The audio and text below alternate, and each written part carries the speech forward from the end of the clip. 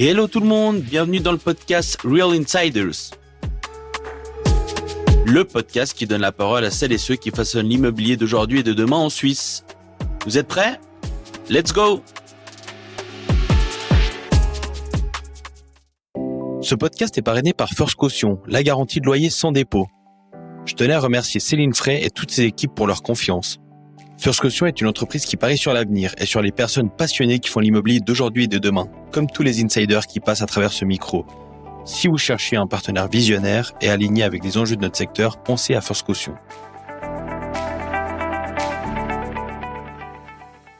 Salut Fabien, merci de participer au podcast Real Insiders. Salut Joël, merci de ton invitation. Merci beaucoup. Alors pour ceux qui ne te connaissent pas encore, est-ce que tu peux te présenter en quelques mots ? Oui, je m'appelle Fabien Hanet, j'ai 42 ans, je suis papa d'un garçon et d'une fille, marié.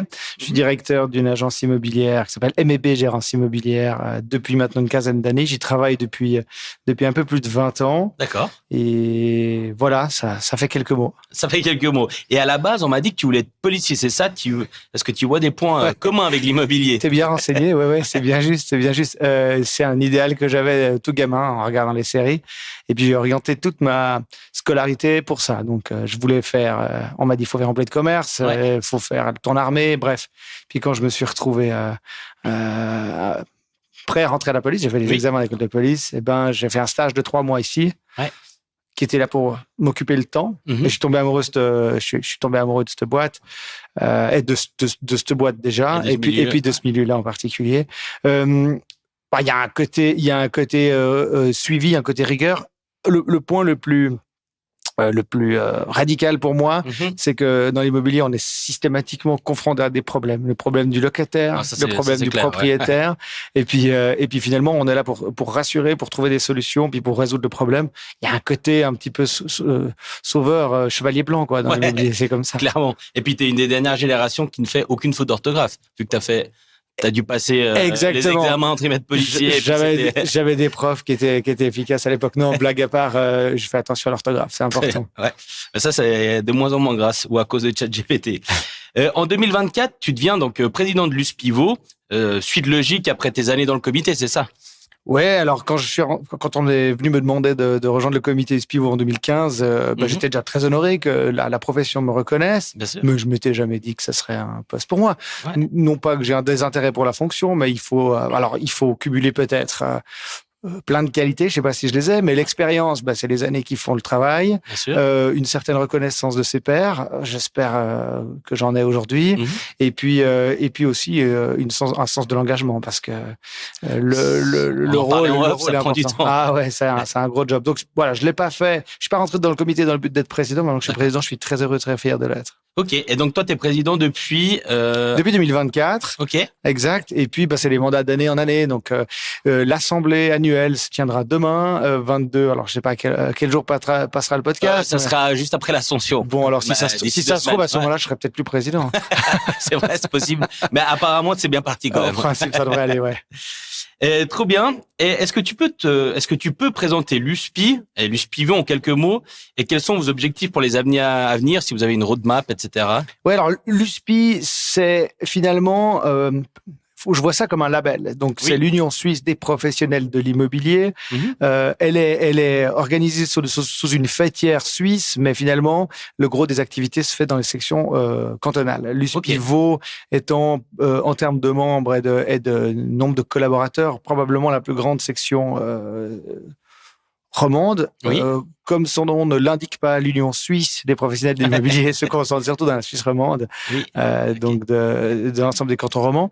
Pour le canton de Vaud, ce qui me pousse à porter les valeurs de l'USPIVO, c'est finalement la capacité à pouvoir rassurer les clients ou les clients qui soient à la limite propriétaires comme locataires du bienfait, du bien fondé du label USPI. Formation, donc les membres USPI doivent être dans leur direction et chez les collaborateurs doivent être formés. Tout à fait. Il y a un contrôle des états financiers. Alors j'aimerais rassurer tout de suite tous ceux qui nous écoutent.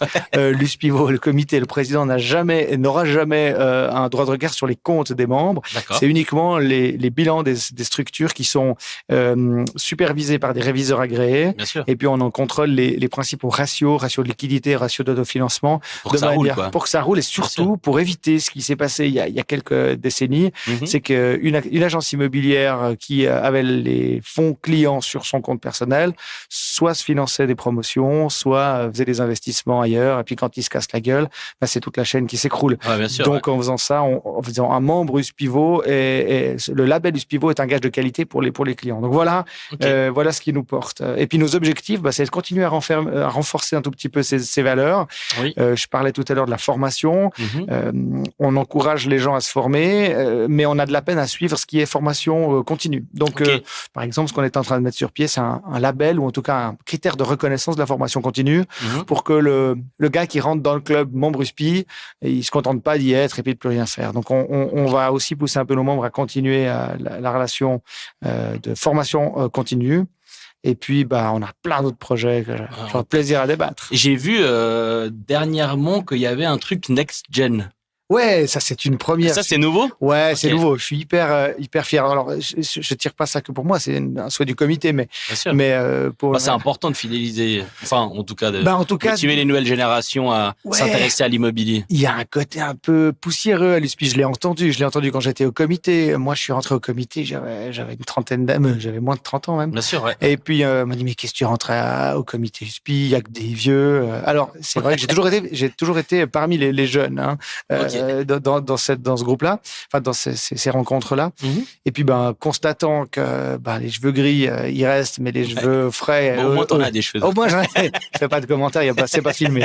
Mais à partir du moment où finalement tu vois qu'il y a plus de renouvellement dans les nouvelles générations, c'est un peu inquiétant. Ouais. Donc on a souhaité mettre sur pied une espèce de rencontre qui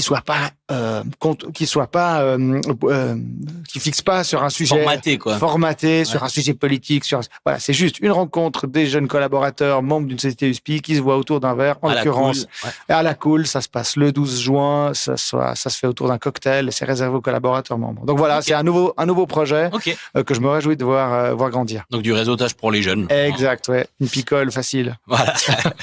Un autre point sur lequel je voulais rebondir, qui est une actu qui est très très chaude. Je vois plein de choses passer en ce moment. Et avec ta casquette de président de l'USPI, je voulais aussi savoir quel était ton avis par rapport à ça. On voit des entreprises comme par exemple Cogesting et d'autres qui vont prochainement l'annoncer, pour le savoir, quitter le groupe SMG parce qu'ils pratiquent, c'est pas moi qui le dis, ces gens-là, des tarifs qui sont quasiment abusifs. Toi, t'en penses quoi de tout ça ? Alors, c'est tout à fait juste ce que tu dis. Donc, les sociétés, les portails du groupe SMG, ImmoScout, HomeGate et Acheter-Louer, entre autres, appartiennent tous à un même fonds d'investissement. Et puis, les tarifs ont plus que triplé ces 3 dernières années pour certains, ont décuplé depuis le début de certaines relations. Moi, j'ai commencé avec certaines sociétés, aujourd'hui membres de SMG, à des tarifs que je payais 150 balles par mois, puis on a fini par des offres à 1500 balles par mois pour publier une vingtaine d'annonces. Le meilleur exemple que je peux donner, c'est les hôteliers avec Booking.com. Nous sommes maîtres de la matière première, à savoir les objets à mettre en location. Nous, gérance. Indirectement, c'est les propriétaires, mais c'est nous qui sommes maîtres de ces éléments-là. Et puis finalement, ces portails-là ne font que de porter un produit qu'on leur fournit. Et si on prend l'exemple des hôtels, les hôteliers aujourd'hui doivent payer 30% à Booking de leur vente de chambres. Sans ça, ils disparaissent complètement de la commercialisation, du périmètre, du radar, du champ de radar. Ouais. Donc pour ça, il y a un site internet, un portail qui a été créé par les professionnels de l'immobilier, en l'occurrence par le SPIVO. Il y a une dizaine d'années, un peu plus, qui s'appelle immobilier.ch. Ce portail a évolué, il a grandi, il est devenu très professionnel. Il a été vendu par Luspivot ou cédés par Luspivot à des professionnels de l'immobilier. Donc, il y a aujourd'hui une soixantaine, une septantaine de professionnels de l'immobilier qui sont actionnaires de ce portail. Ouais. Mais surtout, l'objectif, c'est de garder des tarifs bas et d'offrir une prestation à la hauteur de l'attente du candidat locataire qui cherche son appart. Et aujourd'hui, si on veut pas que la majorité ou une grosse partie de nos honoraires partent en commission, ça va nous coûter cher. Donc, pour beaucoup de boîtes, ça représente plus de 50%, voire le 100% de leur budget marketing. Exact. Au final, hein. Exact. Ce qui, je peux comprendre, est compliqué. Et finalement, pour moi, on peut, alors c'est pas un monopole parce qu'Immobilier.ch, mais on est presque dans un duopole. Oui. C'est-à-dire que si tu veux être vu, c'est soit FCMG, soit Immobilier.ch, et après tu peux te débrouiller un peu avec Facebook Marketplace et 2-3 actions un peu sponsorisées. Mais c'est vrai qu'aujourd'hui, sortir de SMG, ça peut être à risque aussi, en tout cas pour ceux qui font du courtage. Parce que la gérance, le marché, il est ce qu'il est, donc c'est un peu plus simple. Mais pour tous ceux qui ont une grosse partie courtage, c'est peut-être plus compliqué. On entend que les plus craintifs, c'est les courtiers. Premièrement, d'un point de vue notoriété, il faut le reconnaître. Aujourd'hui, ImmoScout est devant Immobilier.ch. D'un point de vue notoriété, quand on interroge, c'est des millions le portail le plus cité quand vous interrogez quelqu'un dans la rue comme ça, c'est Anibis pour les recherches d'appartements. Ouais. Il faut savoir qu'Anibis, la grande majorité du trafic d'appartements en location, c'est mis en ligne par le locataire qui doit quitter, et puis de manière anticipée, il a l'obligation de retrouver un repreneur. Ouais. Donc il va aller sur Anibis. C'est organique. C'est organique, exactement. Ouais. Et puis ce marché-là, finalement. En tout cas pour l'instant, Immobilier.ch ne s'y intéresse pas parce que on maîtrise pas la chose. Quand le locataire donne sa lettre de résiliation avec 3 dossiers qu'il a eu par Anibis, il sait pas encore si le propriétaire va le libérer, va changer de loyer, va faire des travaux. Donc ça, si vous voulez, à partir du moment où on s'ouvre à ce genre de clientèle-là, on a de la peine à maîtriser l'annonce. Et puis si tu enlèves ta casquette du SPIR, tu prends celle de MB Gérance, est-ce que MB Gérance va continuer avec SMG ou pas? J'ai dénoncé SMG en octobre 2024, quand ils m'ont fait passer les tarifs de 800 à 1100. Encore une fois, ou de 1200 à 1500, je crois. Moi, j'ai commencé à 150 balles par mois. Alors après, ils te rajoutent des marchés, ils te rajoutent des outils d'analyse, ils te rajoutent des... Moi, j'en ai pas besoin, finalement. Donc, moi, j'ai arrêté à ce moment-là. Et j'irai même plus loin. Ça fait déjà 4-5 ans que je priorise les mises en location sur Immobilier.ch. Juste avant le Covid, je dirais. Les 10-15 premiers jours d'une annonce, c'était que sur Immobilier.ch. Puis quand vraiment que ça fonctionnait pas, on sortait sur les autres portails. Maintenant, en 2025, je suis, et déjà depuis bientôt une année, je suis que sur Immobilier.ch. J'ai pas de perte locative, ça fonctionne bien. Mais encore une fois, je fais pas de courtage. Ok. Et tu dirais aujourd'hui, donc MB Gérance, une boîte familiale active depuis plus de 80 ans à Lausanne. Qu'est-ce que ça représente pour toi au quotidien d'être à la tête d'une régie à taille humaine? On m'a dit que tu étais quelqu'un de très investi et de passionné aussi. Ah ça me fait plaisir qu'il y ait ces retours-là. C'est des copains du métier qui ont dit ça. Ils sont, je sais pas s'ils sont objectifs, si c'est mes potes, mais non, mais écoute, déjà, je me plais à entendre ça parce que je me bats tous les jours pour que l'image de l'acteur immobilier soit considérée comme quelqu'un d'ouvert, quelqu'un d'humain, quelqu'un d'accessible, quelqu'un de normal. Malgré tout ce que les médias nous poussent à penser. À partir du moment où on met de l'humain dans la relation, tout est beaucoup plus facile. On peut expliquer à son propriétaire que passer un 2 pièces de 1300 à 2600 francs, c'est pas raisonnable. On peut expliquer à son locataire que si on est passé de 1800 à 2002, c'est qu'on a agencé la cuisine, puis qu'on a fait des travaux. Bref, on résout pas tout avec ce genre de discussion. Mais je pense que l'être humain est encore la dernière chose qui nous reste d'organique autour de nous. Donc il faut le préserver. Donc voilà, c'est mon mojo, ça. D'accord. Et donc, une entreprise, une régie à taille humaine, vous faites que de la gérance ou il y a d'autres choses? Alors, on fait pratiquement que de la gérance, quelques assemblées de PP, j'en ai une ce soir en l'occurrence. J'en avais une vingtaine avant, je les ai quasiment toutes résiliées pour des raisons d'organisation. Je m'impliquais personnellement dans toutes ces assemblées, ça me prenait un temps fou. Donc j'ai renoncé, il me reste encore quelques-unes historiques. On fait pas de courtage. J'ai un gros défaut, c'est que j'ai envie d'avoir un œil sur à peu près tout ce qui se passe ici, du courrier reçu le matin jusqu'à la... T'es un homme de terrain, quoi. Ouais, je suis peut-être un peu trop, je devrais un peu me détacher, mais voilà, on a une mise à jour, update informatique à midi, c'est moi qui ai voulu la passer, la contrôler. Okay. Parce que j'ai de la peine à voir dévier un projet dans une direction que je peux pas maîtriser. Okay. Et je maîtrise pas le courtage, je me sens pas mettre du courtage et j'ai peur que si j'implique ce genre de choses à l'interne, ça prenne une direction que je pourrais pas maîtriser. Donc c'est avant tout la raison qui m'a fait ne pas développer le courtage. Et puis il y a aussi une question de marché de niche. On fait partie des rares praticiens à faire que de la gérance, uniquement de la gérance. Donc j'ai des confrères courtiers qui m'amènent des dossiers et puis ils me disent toi on n'est pas concurrent, donc je m'appuie sur toi et ça c'est appréciable. Ça c'est super intéressant. Alors ça c'est pas une question que j'avais notée, mais je crois que tu es l'un des seuls jusqu'à aujourd'hui que j'ai interviewé qui fait que de la gérance. Et avec certains que ce soit des fonds immobiliers, mais c'était plutôt par rapport à la pression sur les honoraires, etc.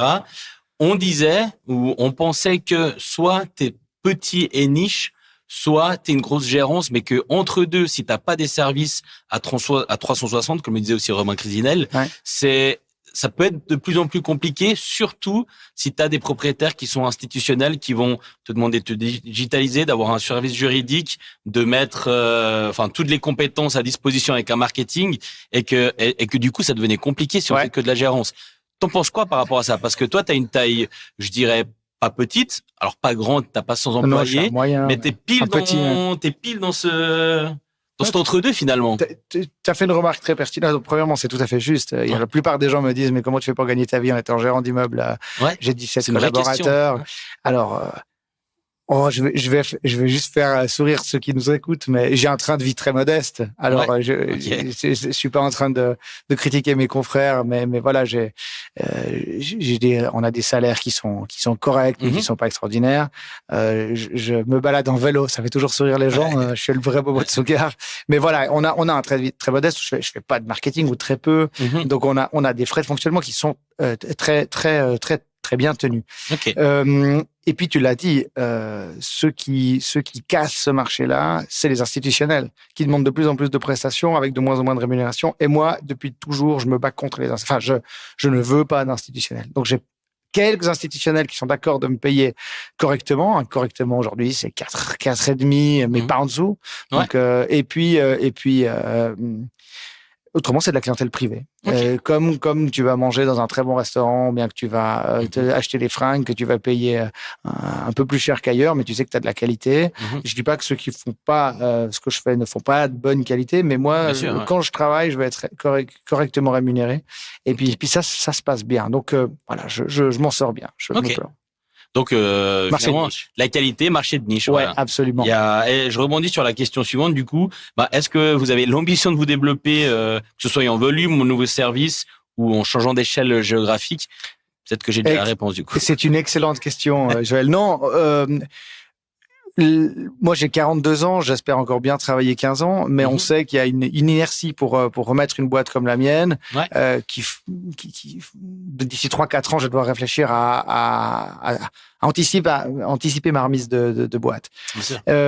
Donc là, c'est pas impossible que celui qui envisage de reprendre après, j'ai personne en tête, mais il veuille intégrer le courtage. Donc, si on veut transférer une boîte sur 10 ans puis mettre en place un projet comme ça, c'est pas impossible que d'ici quelques années, je me lance au courtage. Ça, c'est en termes de prestations. En termes de volume, comme je l'ai dit tout à l'heure, je suis tellement impliqué. Pas plus tard que ce matin, j'ai une de mes collaboratrices qui me dit monsieur tel et tel, je vais pas dire le nom parce que jamais monsieur Bolomet. Puis j'ai monsieur qui habite à telle adresse. Tu me dis vous connaissez. Alors je connais sur mes 4000 locataires, j'en connais peut-être.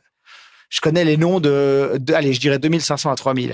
Et en fait, ça a l'air complètement ridicule comme ça. Mais le fait de connaître ses concierges, de connaître ses entreprises, de connaître ses cages d'escalier, de connaître une grande partie des entreprises qui travaillent là, ça participe à ma passion pour le métier. Bien sûr. 2, ça me permet vis-à-vis de mes clients privés, quand je les rencontre. Hier, j'avais une séance avec une assemblée générale de sociétés immobilières où j'avais tout l'actionnariat devant moi. Je peux donner le prénom du monteur sanitaire qui est allé. Je sais le prénom du concierge. Je sais que sa femme a accouché et puis qu'ils ont eu des petites complications, donc ils ont eu du retard. Puis voilà, puis les clients disent un homme de terrain, et puis c'est un gage de confiance et de qualité. Ouais, et puis les clients disent mais attends, vous êtes président du SPI, vous arrivez encore à avoir ce genre de détails? Mais oui, parce que voilà, mais ça je peux le faire à partir jusqu'à une certaine taille. Aujourd'hui, on gère à peu près 4000 objets. je me suis dit que je pouvais monter jusqu'à 5000, et puis au-delà, je pense que j'aurais de la peine à avoir cette implication-là. Ouais. Surtout qu'il y a encore la casquette donc de l'USPI, ce qui fait une masse de travail supplémentaire. Ouais, j'ai des petites nuits. Ouais. Et quand on est une entreprise indépendante dans un marché concurrentiel, comment on trouve sa place et comment on reste compétitif? La force du réseau, comme peut l'être le SVIT ou l'USPI, est-ce que ça compte? Alors, le réseau en termes d'acquisition de clients, je suis pas sûr. En tout cas, pas dans la clientèle qui me concerne, pas énormément. Okay. Par contre, bah voilà, comme je l'ai dit, je vise une niche qui a aujourd'hui l'air satisfaite. Vous allez pas trouver, personne va trouver un panneau MEB sur un bus ou bien dans le 24 heures une pleine page. Par contre, chaque année, j'ai une croissance de l'ordre de 10%, de bouche à oreille, en fait. Ouais. Donc, l'USPI m'apporte une crédibilité, un réseau B2B, mais en termes de B2C, pas particulièrement. Ok. Et si on parle d'avenir, c'est quoi ta vision pour MBGR? On en a un peu parlé. D'ailleurs, je vois que je me suis trompé dans la terminologie de MEB. Mais si tu vois l'entreprise évoluer vers plus de spécialisation, de diversification, ou au contraire, rester sur un modèle local et maîtrisé, je pense que je peux donner la réponse avec ce que tu viens de me dire. C'est modèle local et maîtrisé et, a priori, peut-être du courtage si ton visage à long terme d'être sexy est de vendre. Exact. Peut-être que je peux parler d'un point, si tu arrives à le caser. C'est pas un marché dans lequel je veux exploser complètement, mais c'est un marché qui a aujourd'hui peu d'acteurs et puis qui est en développement dans notre région. C'est le logement d'utilité publique, le LUP. Ouais. Que ce soit du LLA, logement à loyer abordable, logement LLM à loyer modéré, tous des projets ou bien des coopératives, la gestion de coopératives, avec toute la politique de logement lausannoise ou même cantonale. On est en pénurie de logement, donc il y a de plus en plus d'axes qui vont s'orienter sur ce modèle de propriété, sans faire la promotion absolue du logement d'utilité publique, mais il est là. Il est là, faut le gérer, et puis il y a peu de monde qui s'intéresse à le faire. Donc ça, c'est un créneau qui m'intéresse et qui me passionne, mais pas depuis 2 semaines, depuis 15 ans, 20 ans. Je suis administrateur d'une société qui fait du logement d'utilité publique, qui a été créée en 1948. Ça fait depuis 48 que ces sociétés-là font du logement d'utilité publique, et je pense que ça, c'est un créneau dans lequel je me verrais bien me développer. Okay. Et c'est des compétences très précises. Ouais, il y a une forme d'appréciation qui est un peu différente, un peu différente. Ok. Tu es aussi impliqué dans le groupement des régies lausannoises. Est-ce que tu peux nous expliquer ce que c'est ce groupement et son rôle? Oui, alors là où l'USPI a un rôle très institutionnel avec des mandats politiques, lobby, représentation, etc. Le groupement de régie lausannoise, c'est plus un groupe de praticiens amis où on partage des valeurs communes. Okay. Et puis on se réunit pour discuter de cas très très axés sur la pratique. Comment tu gères les mises aux normes au IBT, comment tu fais les introductions à la fibre optique. Voilà. Et puis en fait, c'est un groupe d'échange qui est principalement lié sur l'échange d'expériences pratiques. Voilà. Ok. Et puis c'est un groupe historique. Ouais, c'est un groupe qui a, je sais pas, plus de 70 ans, 80 ans, pas loin de ça. Ouais, en tout cas, c'est vraiment très ancien. C'est un peu un groupe de potes à la base. C'est ça, exact. En gros, maintenant, c'est comme si vous aviez un groupe WhatsApp et puis vous échangez. S'il fallait traduire le GRL d'origine aujourd'hui, ce serait un groupe WhatsApp des confrères. On n'y rentre pas comme on rentre dans un club. C'est vraiment, c'est par cooptation. Donc il faut qu'il y ait deux membres du GRL qui disent lui il pourrait potentiellement rentrer, et puis voilà, on se voit une fois par mois le mercredi soir. C'est pas le dîner de con, c'est le dîner du GRL. Mais et puis après on se mange une assiette. C'est vraiment hyper sympa. Ok, cool. Génial, c'est intéressant parce que j'avais pas forcément entendu, puis en parlant avec un de tes confrères que je suis venu sur le sujet. D'ailleurs, j'ai une anecdote marrante dessus. On en reviendra après. Est-ce que toi, personnellement, tu as un projet ou une décision dans ta carrière dont tu es particulièrement fier, ou au contraire, ou un milestone que tu aimes raconter, par exemple? Ouais, je vais essayer de pas être trop long parce que ça fait un peu l'anecdote du grand-papa du dimanche après-midi. Mais dans le cadre c'est pas totalement secret, c'est sorti aussi dans les journaux. Dans le cadre de l'agrandissement de la gare de Lausanne, un jour, le responsable du développement immobilier des CFF me téléphone sur ma ligne directe en disant: bonjour CFF, j'aimerais vous parler du projet de Léman 2030. Là, on était en 2010-2011. En plus, j'ai vu un reportage, c'est compliqué, hein, en ce moment. Ah ouais, alors à l'époque, en 2010-2011, j'en avais jamais entendu parler de ça. Puis le gars me dit: j'aimerais bien vous rencontrer, vous parler du développement de la gare. Puis j'ai dit: m'en fous moi de la gare. Enfin, je prends le train de temps en temps, peu importe. Puis il me rappelle, il me dit, ouais, vous m'avez pas recontacté, faut qu'on se voit. Alors je la fais courte, on se retrouve autour d'une table, le gars me vend un peu la gare telle qu'il l'imagine d'ici quelques années. Il me sort un plan de futur de la gare. Et puis, moi, je gérais les immeubles rue du Simplon, 22, 24, 26. Ah ouais, juste il à me côté, sort, là. ouais. Il me sort le plan. Puis il me dit, ouais, on va agrandir la voie 9. Puis je regarde le plan, je fais, ah, attends, mais la voie 9, elle passe au milieu de mes cuisines, là. Je lui dis, ah, justement, faut qu'on discute. Et puis, en fait, on s'est lancé dans un projet de collaboration avec les CFF, qui ont été hyper collaboratifs dans les échanges.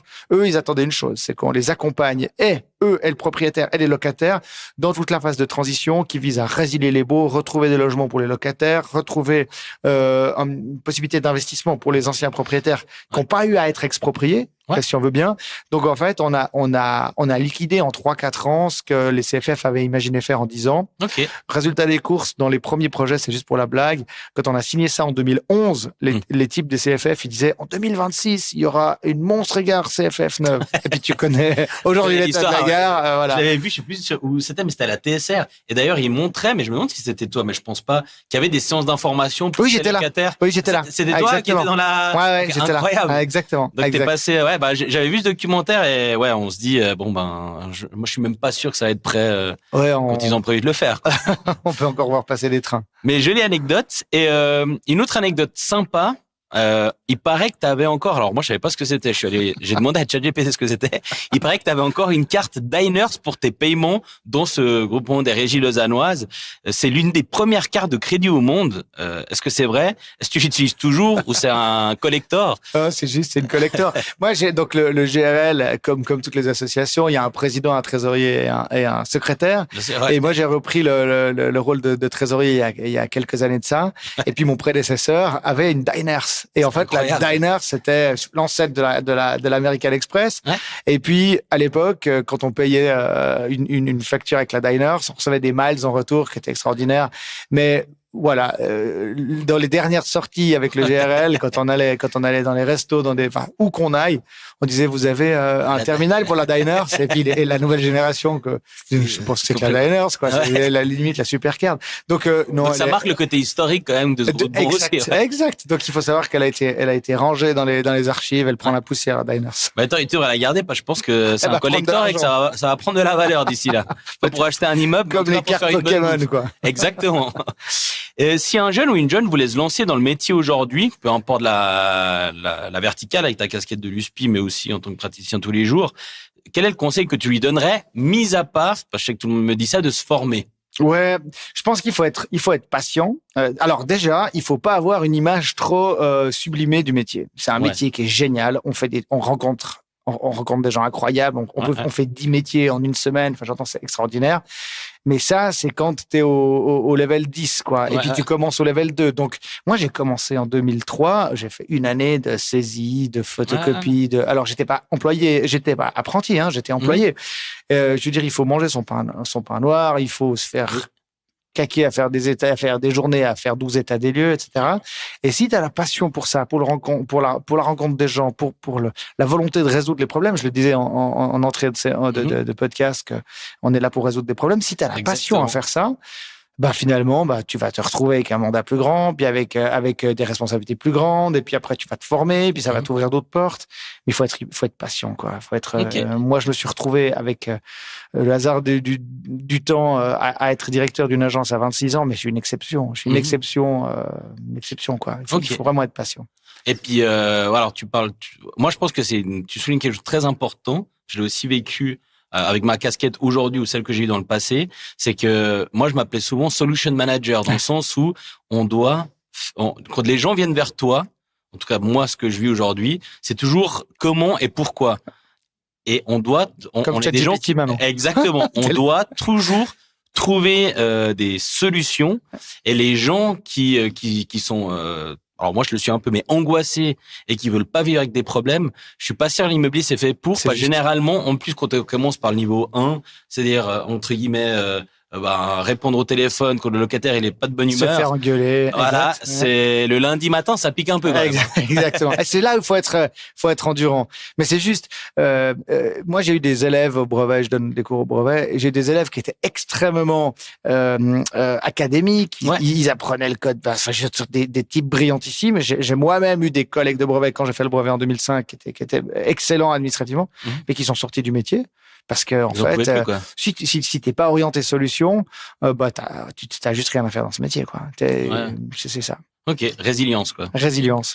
On va faire le petit quiz et après je vais te poser une dernière question. Donc le quiz, je l'utilise de temps en temps, mais celui-là, je le trouvais intéressant pour toi, vu que tu as ces 4 cases de USP. Donc c'est le j'achète, je vends. Donc tu dois juste me dire j'achète, je vends. Après, si tu veux rajouter une phrase, tu peux. Mais généralement, l'idéal, c'est que tu restes dans le j'achète ou je vends. Donc les loyers indexés sur la performance énergétique des immeubles. J'achète. T'achètes. Une régie qui gère tout à distance, 100% digital, sans agence physique. Devine, je vends. Je vends. Les réunions d'USPI qui finissent toujours par un bon verre de vin. J'achète. Ouais, bon ça, je pense que j'avais déjà la réponse. Deviné. L'USPI et le SVIT fusionnent pour n'en faire plus qu'un. C'est une vraie question, hein. Ouais. Est-ce que je peux limiter une réponse avec un j'achète ou je vends? Quand j'ai repris la présidence de l'USPI, c'est un des points que j'ai mis en avant. De là à viser une fusion, en tout cas, une collaboration, un rapprochement. On est trop petit dans le pays pour avoir 2 entités qui sont concurrentes. Ceci dit, j'estime que l'USPI et la SVIT sont 2 entités relativement différentes dans leur structure. L'USPI, c'est l'Union suisse des professionnels de l'immobilier. On a des gérants, des courtiers, des experts et des promoteurs. Dans la SVIT, il y a des géomètres, il y a des énergéticiens, il y a des notaires, il y a des agents d'affaires. Donc c'est vraiment, ça regroupe l'économie immobilière dans sa totalité. Puis elle a plus un vecteur de networking, je vois ça. Alors que l'USPI, elle a plus un rôle de lobbyisme et de fournir des solutions pour les métiers professionnels dont je te décris. Okay. Mais disons, ce qui, moi, m'a toujours... Et c'est un des premiers trucs qu'on a fait. Il se trouve que Vincent Leroux, le président de SVIT, que je salue d'ailleurs, et moi, on a repris les présidences à peu près en même temps. Je le trouve très compétent, très, très sympathique, et je m'entends bien avec, très brillant. Et un des premiers trucs qu'on a fait en étant président, lui et moi, c'est d'aller se manger une assiette ensemble, discuter un peu. Et je pense qu'on a tout à gagner à réunir nos communications, à réunir nos réflexions et puis à travailler ensemble. Ok, super réponse. Tu me voulais une seule... Enfin, je te réponds en un mot, mais je suis désolé. Tu sais, quand je l'ai écrit, celle-là, je me suis dit, bon, j'ouvre un gros débat. Que ça va partir en réponse un peu plus fournie, mais je trouve ça intéressant. Et dernière question un peu plus fun. Le LHC gagne un jour le championnat, mais tu dois offrir un mois de gratuité de loyer à vos locataires qui sont supporters. Alors, j'aime beaucoup le LHC, pas suffisamment fan pour passer ma saison à la Vaudoise, mais j'aime beaucoup. Les loyers, c'est l'argent de mes clients, et puis mes locataires. Ce sera difficile de prendre cet engagement vis-à-vis de mes clients. Maintenant, si un de mes clients me dit, moi, je suis tellement fan du LHC que je suis prêt à offrir un mois de loyer, alors là, je porte direct. Là. J'achète. Tu me vois habillé en lion au milieu de Lausanne, pas de souci. Trop bien. Est-ce qu'il y a une question que tu aurais aimé que je te pose? Ah non, on a fait le tour. Je te remercie de la préparation. C'était hyper intéressant. Super. Écoute, merci beaucoup. En tout cas, j'ai beaucoup apprécié notre échange. Plaisir partagé. Et puis, on va sortir ça d'ici 2 semaines, juste après l'Ascension. Donc, merci beaucoup. Et puis, on fera le point peut-être dans 2-3 ans pour voir comment tu as évalué. Et si tu as peut-être vendu, on sait jamais. Avec grand plaisir, Joël. Merci pour ton intérêt. Merci Fabien. Ciao. Merci à toi. Ciao. Ce podcast est parrainé par First Caution, la garantie de loyer sans dépôt. Je tenais à remercier Céline Frey et toutes ses équipes pour leur confiance. First Caution est une entreprise qui parie sur l'avenir et sur les personnes passionnées qui font l'immobilier d'aujourd'hui et de demain, comme tous les insiders qui passent à travers ce micro. Si vous cherchez un partenaire visionnaire et aligné avec les enjeux de notre secteur, pensez à First Caution.